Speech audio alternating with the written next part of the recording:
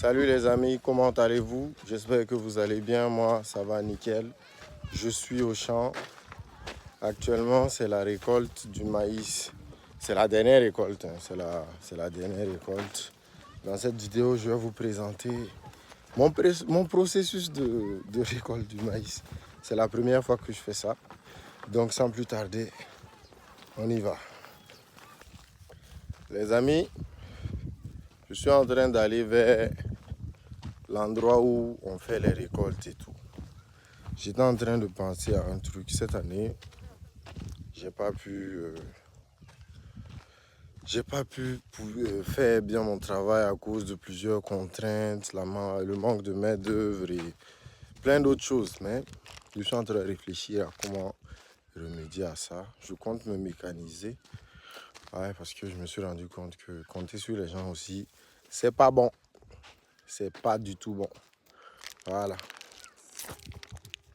L'année prochaine, je vais faire du maïs encore. Je vais faire du maïs, du soja, du niébé, du sorgho, des arachides, des pois de terre. Ouais, l'année prochaine, je vais aller chercher 10 hectares, comme je l'ai dit.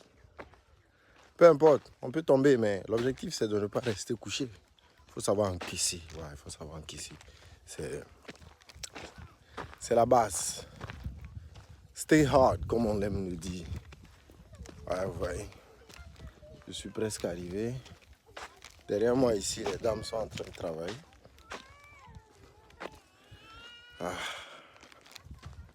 C'est cool, hein. Au fait, c'est juste qu'il n'y a pas beaucoup de personnes. Dès que la saison des pluies finit, tout le monde descend au village et il n'y a personne au champ. Donc c'est un peu bizarre.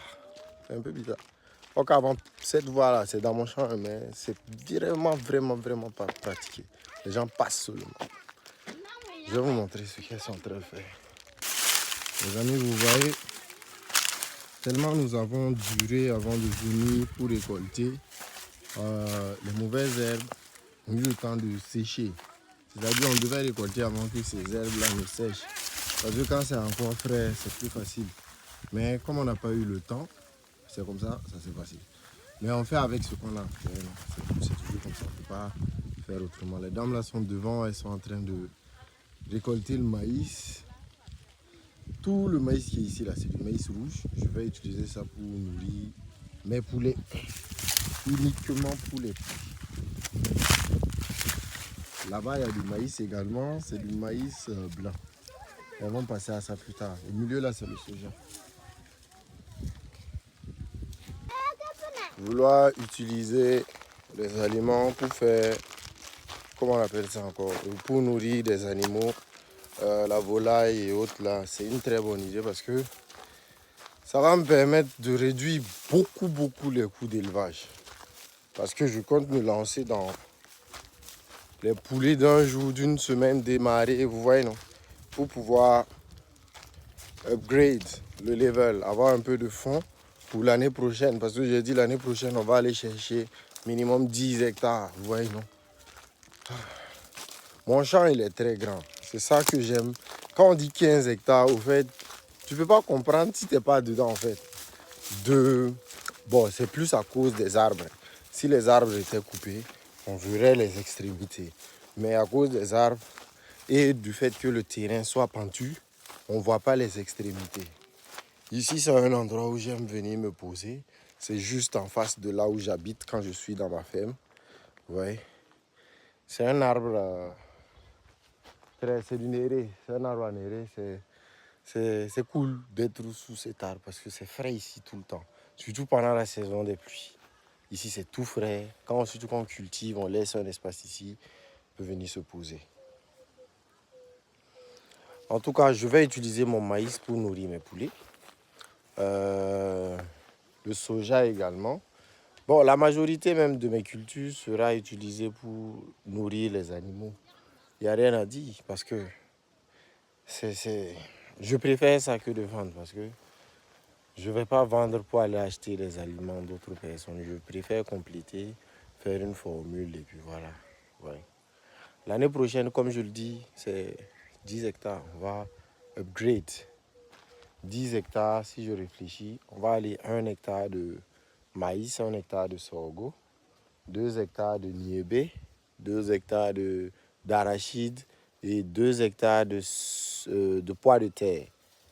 Voilà. Ensuite, on pourra faire 3 ou 4 hectares de soja parce que le soja, c'est un truc que je maîtrise. Et ça marche beaucoup sur mon terrain. Donc, je préfère maximiser sur le soja. Déjà avec mon pote, vous voyez, c'est l'enfant d'une des dames qui est en train de travailler dans le champ. Les enfants là sont cool, ils s'amusent avec moi, on discute. Il faut faire bye bye. Ok, bye bye. Ah.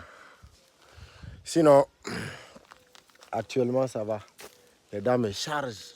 Ah, elles sont fortes. Elles chargent le maïs là comme ça. Elles envoient, moi j'envoie ça là-bas. Ah, mais ça continue, on continue la récolte. Ce qui est là, on y va.